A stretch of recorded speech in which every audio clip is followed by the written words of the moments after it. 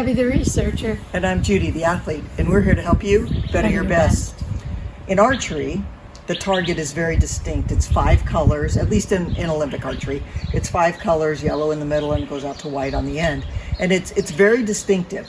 Even when you practice, you can't fool yourself into knowing that arrow in the blue is worth 6 points, or you can try to pretend that you don't know, but you know. You know the number. You know the number, you know where it lands, and you know kind of your patterns and how you score. So it's really hard to take score out of your practice. Right. And what we see with a lot of the archers is that score kind of overtakes them. They get so focused on the score piece that they're not free to shoot.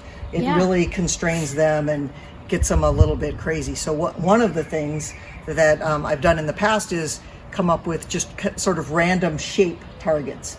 And I'll make them be the size of, let's say, if you're shooting red or better, then maybe it's that big. Or if you're shooting for 10s, it might be this big or something like that.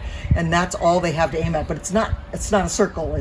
Maybe it's a square, maybe it's a triangle, maybe it's a cross. That's exactly right. You're really good at it, Judy, and I see the value of it. So we have this class that we teach on Monday. I don't know how many years we've been doing it. A long time. But anyway, we've got some really decent archers that have been with us for years. And so yesterday, I was kind of by myself, and I thought, I'm going to change it up a little. I'm going to do Judy's technique, where I just went in and started cutting shapes out, of the colored construction paper, and I put them up one at a time on each of them.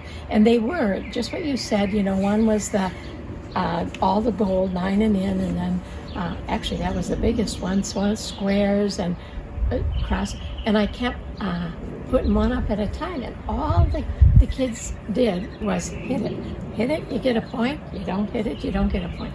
But it was so fun to watch their technique, because without saying anything about it, man, they were shooting good arrows. They were shooting faster than they normally do without, trying to do it the right way. They weren't getting all caught up in aim and score, right? No. Just hit it. And I was scoring, so it's not that score was not there. Of course, it's not the normal score. But they were having fun. Their form was really good.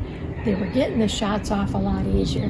And so I just think it's such a valuable one. And we do it in golf too. I mean, an easy example for us is pitching, where, landed here at this tree trunk, landed over here on this dirt pot, landed over here where these 2 balls are. And it's a really fun practice, builds a great image. I can land it wherever I want, or I can put it wherever I want, if you're shooting. And so we're building that important image, and so then you turn it around, your target with the numbers, and I just think it's easier again. You sort of put them back in charge of the shot instead of letting that target control them. Yeah, have fun, make up fun targets. And really, the dollar store, it's pretty cheap.